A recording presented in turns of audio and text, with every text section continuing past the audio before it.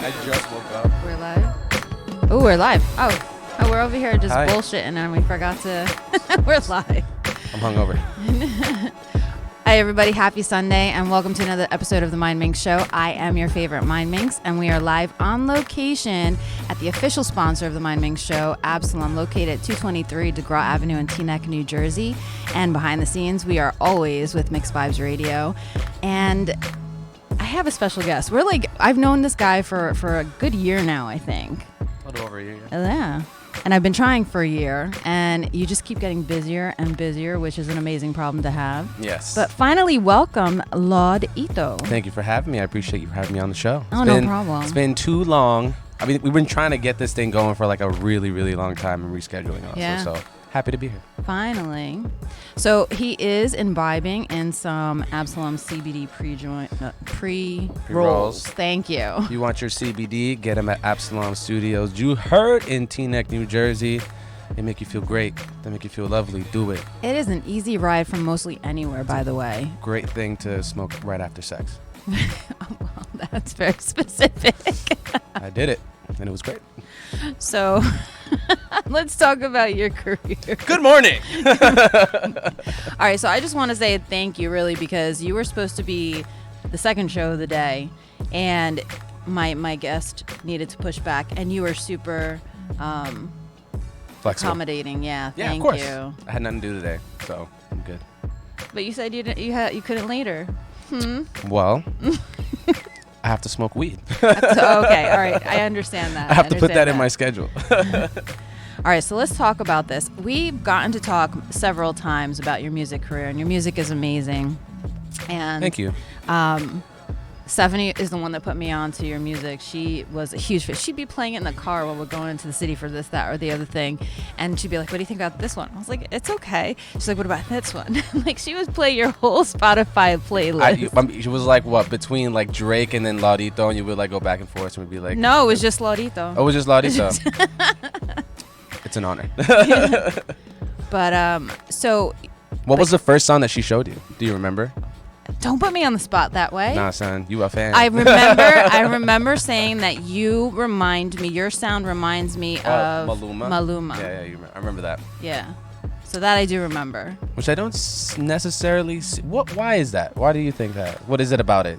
I think maybe the tone that I don't know, there was like a sexiness to it. There wasn't like, I don't feel like it's aggressive. Like I hate aggressive. Even like my husband will try to put on reggaeton and I was like, sweetheart, what is it called? Oh, Belen. Oh, because I can see that far. And it's a good song. Oh, the one with the candle. Oh, Vela. Yes. Damn, I haven't played that in a long one. time. See, I do remember. Okay. True fan. But some reggaeton and Spanish music is so like fucking angry, and I'm just like, why are you so angry? Yeah. Dale, marihuana, vale, dale, culo, dale. Yeah, it's like exactly. Like, why are you so angry? That's my shit, though. Save it for when you're angry, not when you're trying to be. So your music for me is very like. Okay, cool. We could play it on the car ride. It was definitely a part of our car list play ride. And it was good. It wasn't, you know what I mean? So I'm glad it can be smooth for you on rides. So what's been going on? So I remember you telling us once before on Lit Theories that you started out as a drummer. Yep. I started out as a drummer for a hardcore band for about 3 years. I think it was like 2021 to like 23, 24.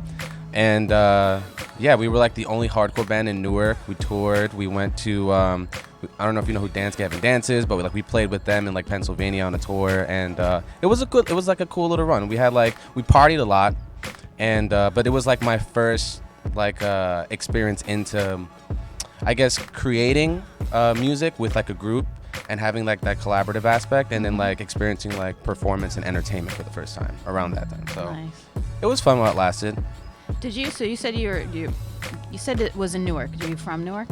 I was born and raised in the Bronx, but I rep Newark because I spent most of my life in Newark. So Brick Okay. City all day for sure. Okay. Did you go to any of the performing arts schools, either in the Bronx or in Newark? No. I tried to get into arts high school in Newark, but I wasn't artistically inclined as I am today. Okay. I didn't know what I wanted. I wasn't even back then. I didn't even know if I had an artistic bone in my body. So I went to Barringer High School, '08. You know what I'm saying? It's still If around. you know Barringer, Dear Lord, yeah, it I is, do. if you I know can't believe it's Barringer. still around. I'm You know surprised they Barringer. haven't demolished it yet. But so then you're self-taught. For the most part, yeah. I Wow. mean, in the beginning, like I started with the drums and like started playing like instruments, and that's how I kind of just learned like musicianship. And then when I dropped out of college twice and decided to go back to school and kind of had an idea of what I wanted to do, I was like, let me go and actually study like music theory and like an instrument, and then I picked up guitar. So yeah, like everything kind of like it bubbled up into, you know, it started there with like the band, and then it kind of just like built little by little with like whether it's like musicianship or being an audio engineer or studying like film scoring or studying music theory to music education to songwriting to music. It just goes, Wow. it's like, it's a lot that I, you know, little by little I learned and fell in love with certain parts of those industries. Did you think it was an easier process for you once you figured out that this is something that you had a passion for? Like, for instance, I can't read music. I can play the piano, but I can't read music. Well, I can read music, but I can't do it well. I guess it did get a little bit easier when you learn that stuff.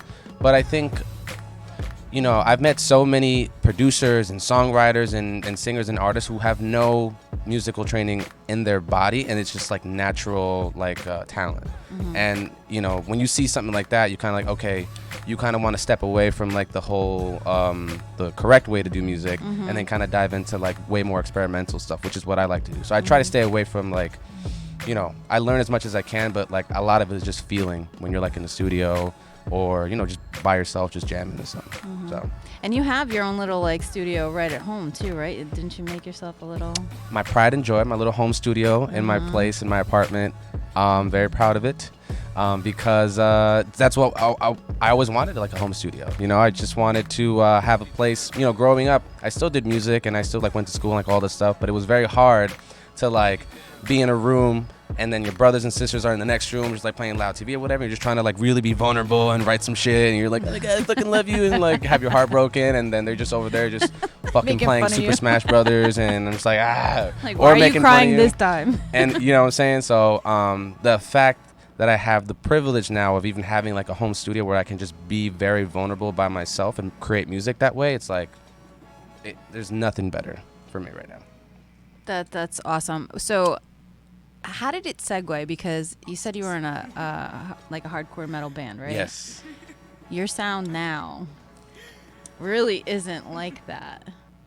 How did it segue? Even the music that I was doing like maybe way before I met you guys was completely different. Just a completely different style of music. But you know what it is? I think when I started learning like music theory and actually like, you know, getting my ear right and like just learning all these different techniques and styles and stuff and getting more involved with different genres of music, I started having more of an appreciation for things like salsa and going back to like the music that my mom would play, like we would wake up in the Bronx and she's playing like Hector Lavoe and Celia Cruz and Mark Anthony, and then just like going back to that kind of like state and really like studying those people, like studying the greats. And I had more of an appreciation because now I understood on a musical level how these people make music, and it fascinated the fuck out of me to the point where I was like, I want to make music like these guys. And that's where I was like, all right, I need tools to do this, so I need to go to school. I need to do music theory. I need to pick up an instrument, so I picked up piano, a little bit of trumpet, bass, guitar. I played classical guitar. Like that was like my major, was classical guitar when I was doing music education. So it's just like with more education, the more fascinating music kind of gets, and that segue from like even in the hardcore band, I was very like fascinated with just creating music, and I just wanted more. Like I always want to learn more. I always want to like just find out, all right, what's the next best thing that you can do with this piece of information, or how can I make something better? You know, I'm always thinking like 100 miles per hour. So it's like, you talk 100 miles per hour too. yeah. So it's like, so, you know, I just, I'm always thinking ahead. So it was just like natural curiosity that kind of segued me into that. So you had a lot of on your plate with the different instruments that you could play. So when did that turn into singing? Like what? The singing. Yeah. Because, yeah, you play drums, you play the guitar, you play your own guitar and your music. So here's a funny story. Oh, I love it. I actually started singing when I was a kid, long time ago, long before I even thought about singing, because actually when I was in the Bronx, I didn't know, but my mom had like these like home video tapes, and there was videos of me in the Glee Club in PSMS 360 in the Bronx. Shout out to Bronx. And it was me being like the prince in The Little Mermaid. It was the Scarecrow in The Wizard of Oz. It was Billie Jean. We're doing Michael Jackson, Annie, like all these like different plays. And to even top it off, we had our school's Glee Club was chosen to do a part in the Christmas Carol in Madison Square Garden.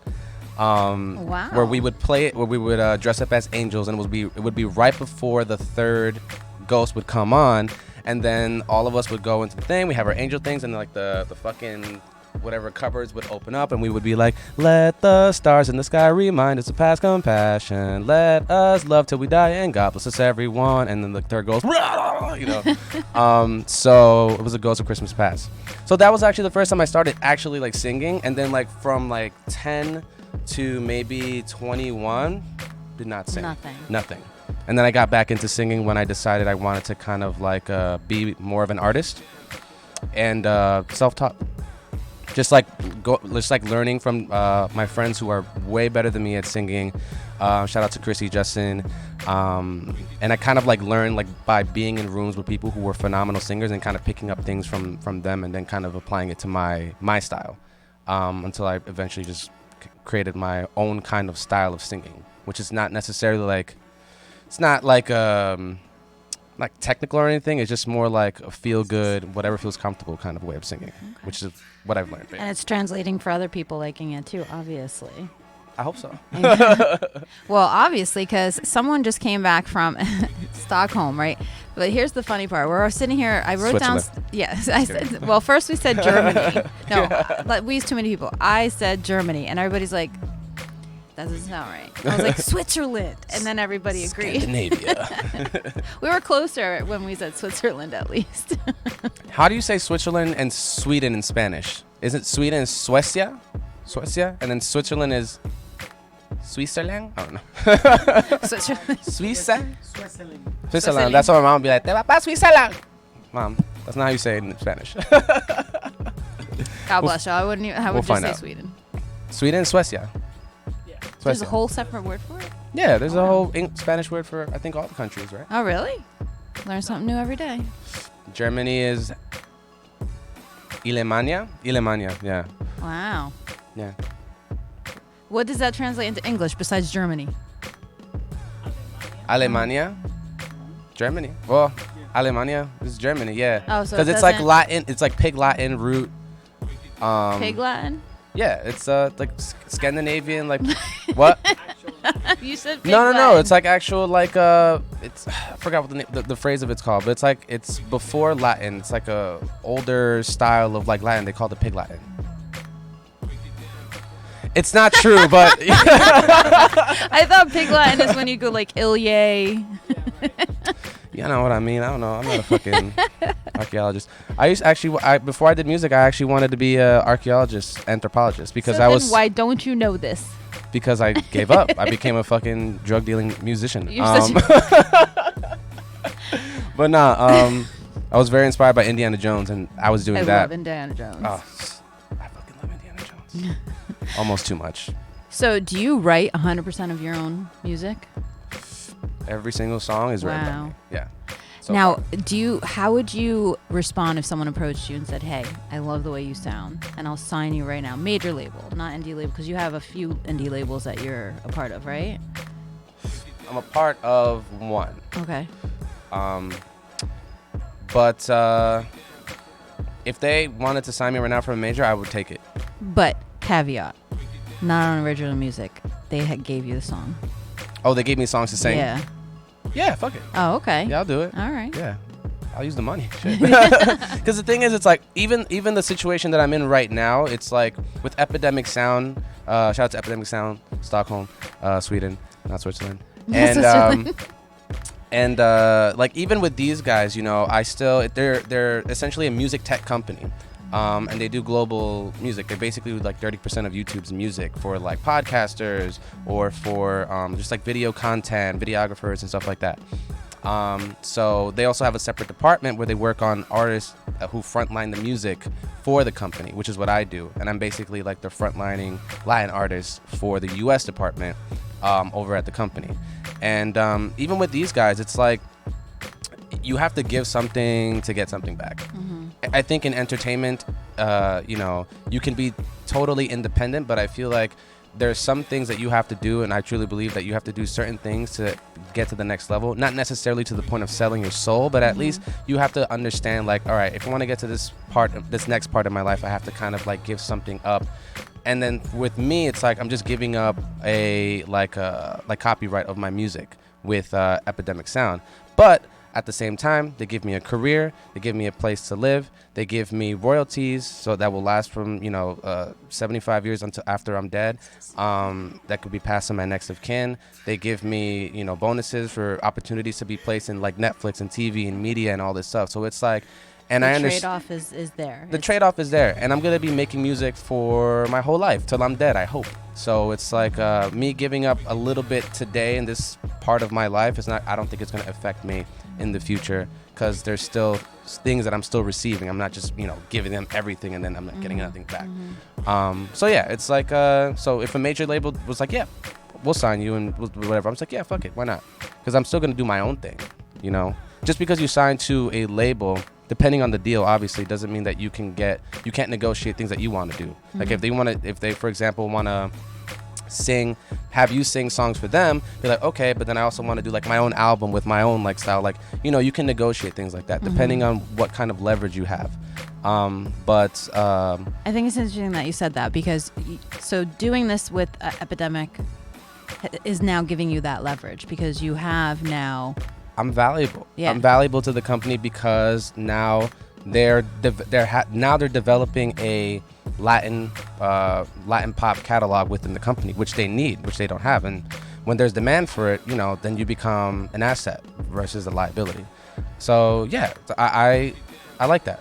I like that I have some leverage with people, but it's a mutual relationship. It's not like, oh, I have this over you, you need me, and then I need, like, it's not like that. It's like, because I went to Stockholm and I met all these people, and they're all fucking dope and they're all cool, and it's a great company. And I think that this should be the future for local artists, because all local artists want to do is get paid and and have a career doing what they love. And I'm very blessed and privileged that I get to do that with these guys, and they believe in you so much that they give you opportunity.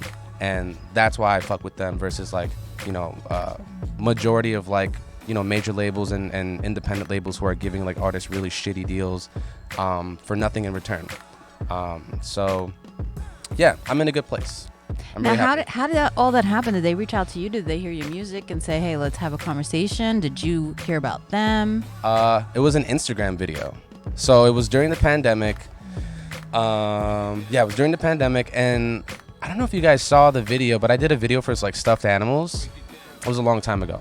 But I did a video for stuffed animals because you couldn't do any shows for actual people. So I made like a little joke where I was doing like a concert, but for stuffed animals, and I made them like have voices. Adorable. And all this stuff, and I actually sang my songs.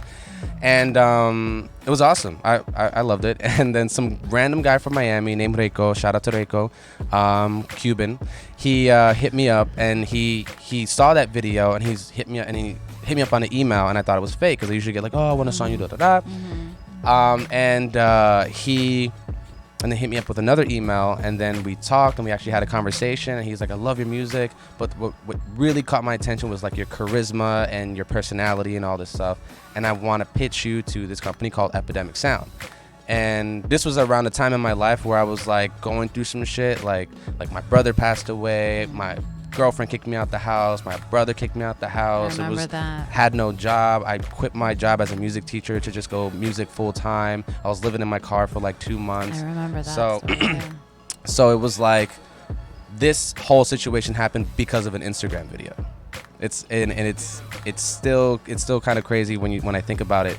But yeah, he pitched me to Epidemic Sounds, and within like a month I was signed to them, and my whole life changed. Wow. Yeah. So that's amazing. So shout out to Reiko. He's that guy.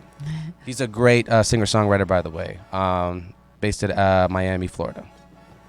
I love you. Oh. So what do you think the rate of what does Epidemic, right? I'm saying it right? Mm-hmm. Okay. They expect music from you.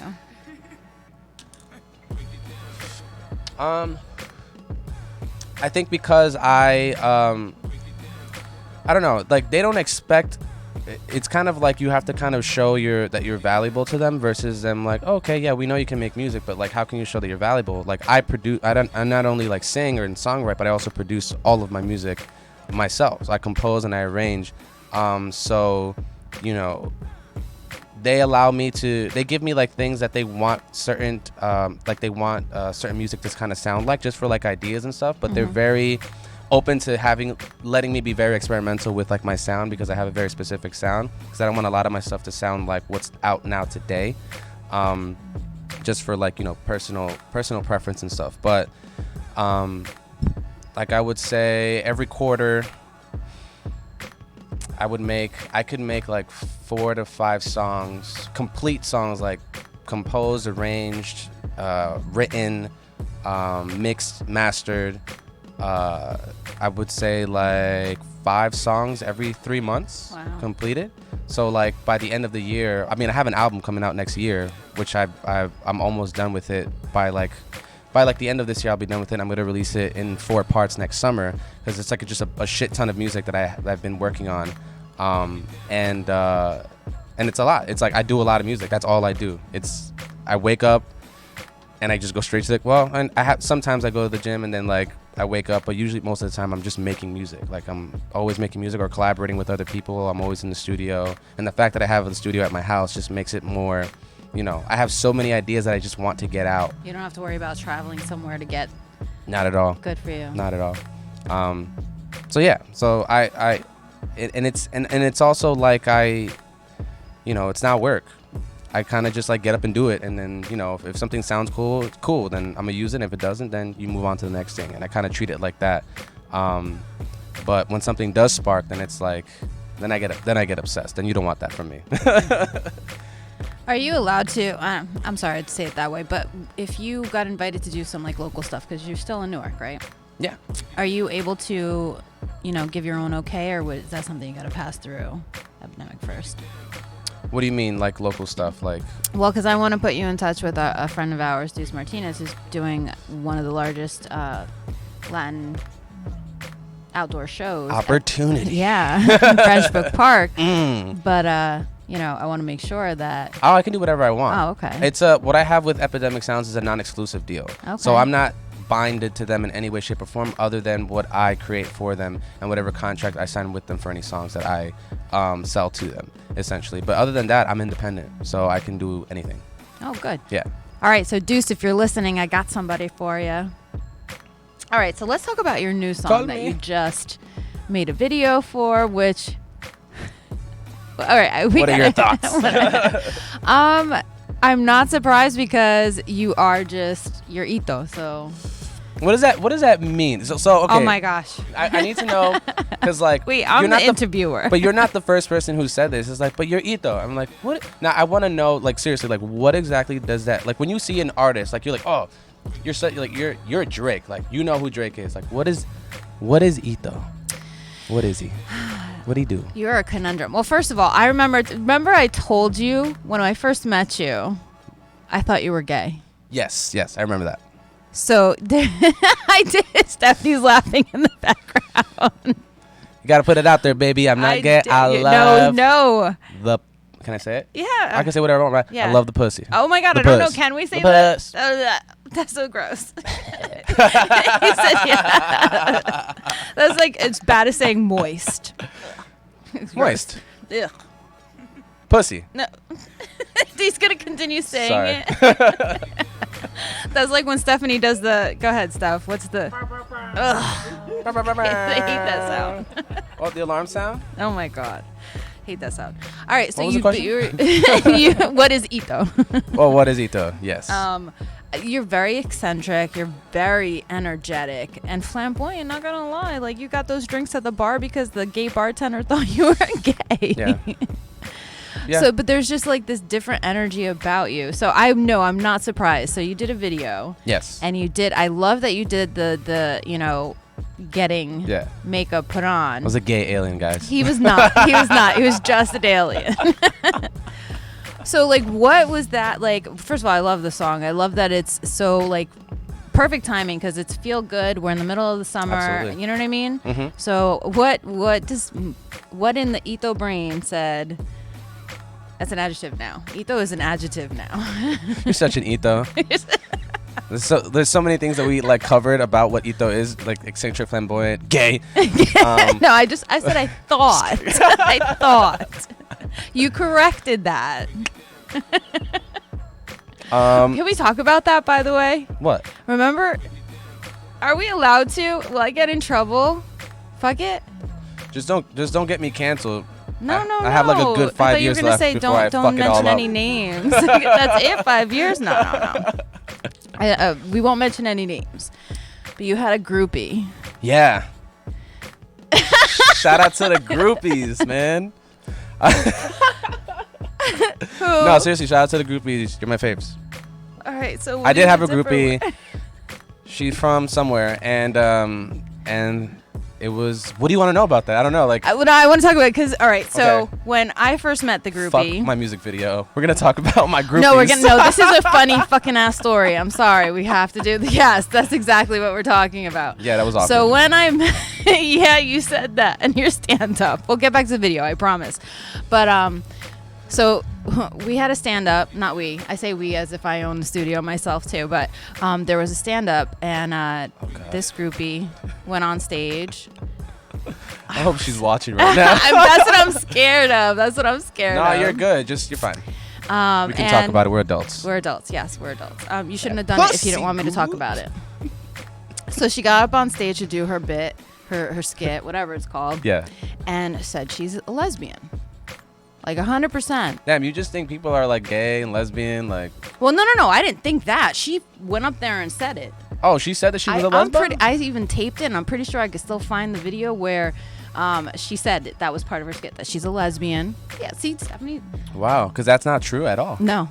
It wasn't. Well, so not because, you know. You turned her straight. We did the deed. No. No, you turned her straight. No. Listen, let me tell you something about this specific groupie. Is it big? And it wasn't that either. I have husband dick, by the way. I don't have giant. What did you call it? I have husband dick. I don't have giant mandingo dick. No, don't get it twisted. Like, I wasn't blessed. I have good enough. Good. That's what I have. It's good enough for that groupie. And yeah, well, the thing was with that whole situation was, so like the rundown of the whole thing was like, boom, we meet, she was like fucking really obsessed, like, I love your music. I'm like, I want to and all this stuff, like, if your number, and then I was like, fuck it, let me see. I never been with a white girl before. I never like taken a white girl out on a date, so I was like, let me see. Let's try these waters out really quick and see what Let's gets see where out of this it. goes. And I took her to like, Ratchet Lit 21 in Newark. Oh my gosh. And it was like a Brazilian like joint happening there where my boys were playing, and we were drunk as hell, and we went back home. We did the deed, and then the awkward thing about it was that as we were doing the deed, it was like we were fucking, and she was just like, I'm sorry, there's been a lot of dicks in there, like. Who says that? Like, cause it was like, she's like, it's kind of like she was like, it's wide, or it's like a super wide. Sorry, because a lot of dicks in there. I was drunk, and Her I'm like, comedic career did not take off, by the way. Immediately went from like husband dick to regular dick. Like, it was just like. Cold showered. Yeah, exactly. Fell asleep. We tried it again in the morning, and oh dear Lord. we tried again in the morning. It didn't work out. White people say that. What? You can talk out loud. They say what? It went from yeah to cold shower dick. Yeah. Yeah, and I mean, we kind of did the thing, and we just decided we'd just be friends. And then she kind of became, not gonna lie, like my actually like a sugar mama. Sugar mama, yes, that's what you kept. She brought me tickets to go see Andrew Schulz in Philly. She booked a hotel for us to go to Boston, a train ride to go over there and bought That was like a drinks last minute decision, right? You guys like were took just me out to hanging dinner, out and- buy me weed from the dispensary. Oh. Like, she was a sugar mama, Yeah. and I enjoyed it. Where'd she go? She's in New York right now. Is she? Yeah. Like technically in New York, or like when we say She's we're in New Manhattan. York? She lives in Manhattan now. Yeah. She doesn't live. Never mind. Moving on. Well, I was telling Stephanie something earlier about that, and It's not the I'll tell craziest you. story, but yeah. It's not the. So what's crazier than I've that? had some really fucked up, like, intimate, like, situations. Does it inspire any of your music? Some of it does. Actually, no. No, he said that Because it was so traumatizing that there's no, I don't know how you would put, like, there's a girl, an ex that I dated, I call her con artist because she was a legitimate con artist. And it was a long time ago, I was like 21, and there was a girl I met, she had an accent, she's half Iranian, half Spanish, she taught ballet, she was 23 years old, all this stuff. Her mother was a refugee from fucking Iran. Like, Was it Anna Delvey? all this crazy stuff. No, but good guess.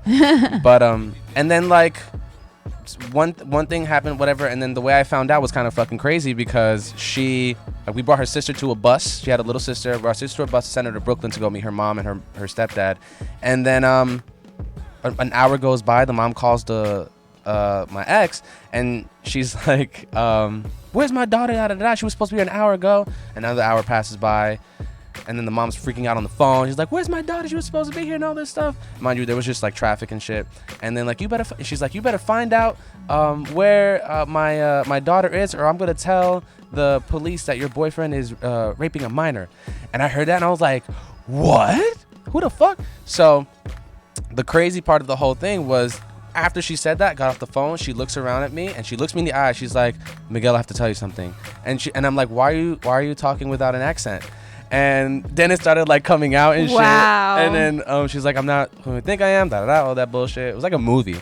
I'd rather write a movie than a song, or a comic That's book. the next step. Yeah, you definitely have to. And yeah, and then she's like, I'm not who you think I am. And then she was like, I'm half Puerto Rican, half Dominican, and you never really know with that melting pot, like, who is what or whatever. But, like, she was speaking, like, Arabic, which was fucking weird. And then she had an accent. She would speak, like, Spanish, like this, like Spanish too, like donde está, like shit like that. And she was like, no, I'm not 20. She said at first, I'm not 23, I'm 21. And then she said, I'm not 21, I'm actually 17, and I'm a senior in Montclair High School. And I was like, what? Wow. And I was like, what the fuck? And I just, like, lost it. Yeah. And then we stayed together for, like, I think, like, a week or two, because I, like, felt bad for her. And the crazy part was that the mom was in on it. Like, the mom knew the entire time. The only person that didn't know was the little sister. That's how R. Kelly got You don't want 30 years, man. You do not want 30 years. So yeah. Well, you either get 30 years or a movie made, so. Well, it's a gamble. That's why we call her the con artist, because she was a legitimate con artist. And then I remember when I was like deading the entire relationship, and just the mom running after me with a bat and threw it at my truck. It was some wild shit, dude. Like, how old were you? I was like 20, 21. Oh, so at least you thought she was older than you. That's what she said. Oh, That's what she that said. makes me feel a little bit. Could you imagine if he was like 25? Dude, Nah, cool. son. I mean, I even still felt like, I don't want to talk about it. He's like, I don't want to talk about it. All right. So let's get back to the video. So you make this video. Sorry. Listen, I'm Puerto Rican. I bounce around. Do we ever stay on topic? Do we ever? And ever? Everyone here is Puerto Rican? Except for... Aren't you like... Oh, you're not Puerto Rican? What are you? Oh, Platanitos. Dominican. Dominican in the house. Well, thank God I didn't make any Dominican jokes then. Yet. Yeah. Well, no, now I know. So. I get Dominican all the time. Do you? All the time. No one thinks I'm Puerto Rican. I think it's because your beard isn't fully grown yet. Thanks. God damn. Rah, rah, rah. Shots fired. Fucking I'm out. I'm just playing. I'm really working you're on this. still young, though. I'm 31. You're still young. I don't know. What? Stephanie's mad because I always age her. I'm only aging you so that our age is closer. Steph, how old are you? 37. You're right there with me. Yeah. I try to. Yeah, because I try to like shorten the age gap between our, so like I don't feel like the old hag that's best friends with this young entrepreneur. Listen, I'm 31, but I feel 26. 26. I give myself. But no one thinks I'm 31 either 33. way. Everyone Yeah. looks at me. They No. think I'm younger than I say I am. Well, it's also your personality too. Yeah. I like to stay young. That's important. That makes me feel like young. Do you think that part of your positivity is what helps you? I'm not a positive person. Dude. I'm way beyond. I'm just pretending to be positive. Oh, fake it till you make it. Yep. But Words to live by. I'm a very nihilistic person. Like the reality of me is like I think that we just have to do things how we feel is the right way to do them, and as long as we're not hurting anybody in the process, then it's okay. But when you put all these different factors in the picture, then it gets a little more complicated. So I just try to simplify my life, knowing that we're all gonna die. We're all in And the that same makes boat. and I think that pushes me to just want to do more shit and just try new experiences and do more things and not be held back by fucking anything, really. Even my personality, oh, why do you act like a kid? Fuck you.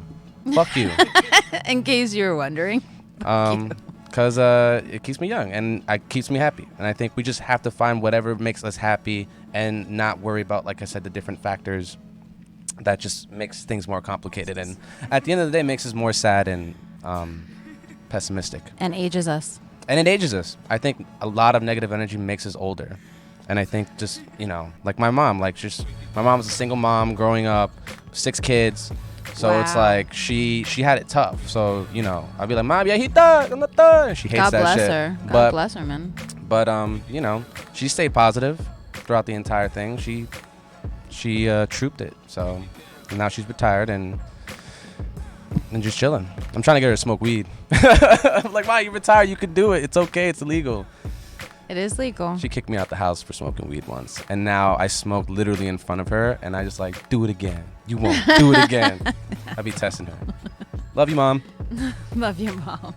All right, She'll so never see this. watch. She's gonna Google your name one day and it's gonna pop up. Nah, my mom is my number one fan. She shares all my shit on her Facebook with all her Puerto Rican friends, and she's my number one fan. So I have let's get back to the video because I have questions. Oh yeah. let's I have questions for you. Why did I do it? No. So, well, yeah, we get back to because you're Etho. That's where this all started. Because you're Etho. You decided to do a video, alien, like you're an alien. Yeah. What was the thought process and why did you think that was? I think it was just to fulfill a fantasy of being a unrecognizable character amongst a bunch of people and not giving a fuck. I think that was the main reason for it, because I didn't come up with the concept. It was actually V who's on the music music video. Shout out to V, Experience V. Make sure you go follow her. She's dope. And she kind of came up with the concept of she's talking about Marvel, and she's like, I want to be Gamora. Gamora, she definitely looked like Gamora. And she changed her name to Vamora, and I was like, and then I was like, oh, why don't we just fucking be? Hey, why don't we just be? Let's just be fucking aliens, but let's do it legitimate, at least unrecognizable. Because in the beginning, I think for me, I wanted it to be half human, half alien. Okay. But I was like, nah, fuck that shit. Let me do the whole thing. So we hired this special effects and makeup artist, B Sniper. Shout out to B. Super dope, super talented. She works on freaking TV and film and all that stuff, and does And she did like prosthetics on me. And we got alien prosthetics and all this stuff, and we wanted it to be human, but I was like, nah, fuck it, let's just cover the whole thing up. So I was like, my nose was covered, like I couldn't breathe through my nose, I was only breathing through my mouth, and she killed that shit. Like she did an amazing, outstanding job at that makeup, and it was fun, yo. It was just like, I think it's just trying to like think outside the box. Like, how can we show Really Good Day, but in just like a way that we want to see it. Let's put aliens in New York City and just, kind of terrorize or like just make people curious or just, fuck around and stuff. I think that was the whole point, just to have a really good day, and just to have a really good time. I think that was the whole point of the music video. Love it. Even the song kind of it gives off that like vibe, super fast pace. It's summertime vibes. So yeah, it was a fun video. How long did it take to do the makeup? Makeup for each of us, I think it was like 3-4 hours. Wow. Mine was the longest because mine had a little more detail to it, but about like 3-4 hours. And then I was in those prosthetics from 9 a.m. that morning to 11 p.m. at night. All right, so let's just so from 9 a.m. and it took 3 or 4 hours, so you were up really early. I got there at 6 in the morning. Wow. In Brooklyn, in New York City. Wow. Yeah, so I'd be up at like 4 or 5, get there, do all the makeup, prepare like the first shot and all that stuff, and yeah, it was a long day. I had dinner in a Dominican restaurant, like in the middle of the hood in Brooklyn with the whole fucking alien getup, and it was the funniest fucking thing in the world. Cause you just see these kids looking at me and like abuelas and shit. They're just like, oh my god, and I'm just eating like skir steak and like a fucking piña colada and shit. It's fucking hilarious. Yeah, so it was fun. So did you film everything in Brooklyn? We did the first scene and the last scene in Brooklyn, two studios, and then majority of it we went to Union Square, we went to Washington Square Park, and we were just walking around. We went on the trains, took the L, and we just like in full costume. Wow. Yeah, and we went around everywhere, and it's so funny because it's like you would think people would react in a kind of like a shocked way, but everybody on the train was like, this is normal. This is completely normal. They're just like, wait, that's how you know there were no tourists on the no, they were all New Yorkers. Yes. They were all New Yorkers. Tourists because would shit be like that happens on the train, especially on the L, all the freaking time. So it was really, really funny because no one cared, and we were like, okay, we'll make you care. I was wilding. I really got into character with the alien. I was like yelling at like children and shit, and see, that's such an Ito thing to do. Yeah, because fuck kids. Just kidding. All right, so I forgot to ask you, so now it's entirely too late if there's anything I'm not supposed to ask you, but is there somebody special? Like my mom. Good answer. Number one fan, baby. You mean like a significant other? Someone a partner, special. A fuck buddy, someone a special. Dear Lord, he's like defining everything that I'm doing but what she's talking about. So nothing special, just everything else around. Nothing special. No, there's nothing special, really. No.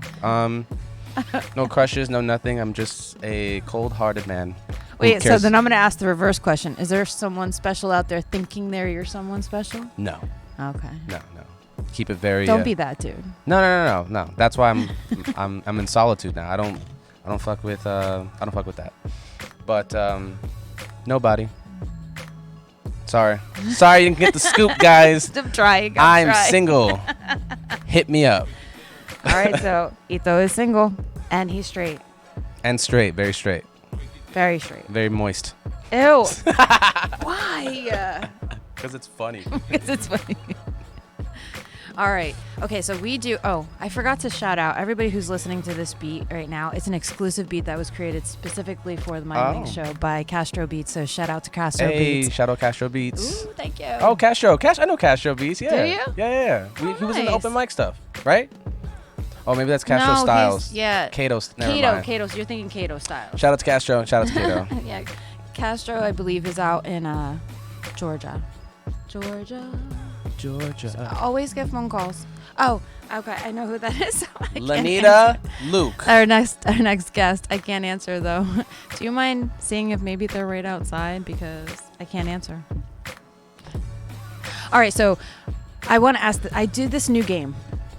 Oh, I like games. You like games? Okay, so we do this game. Do I win anything? No. And that's not a game. Dear That's Lord. not a game. What's the game?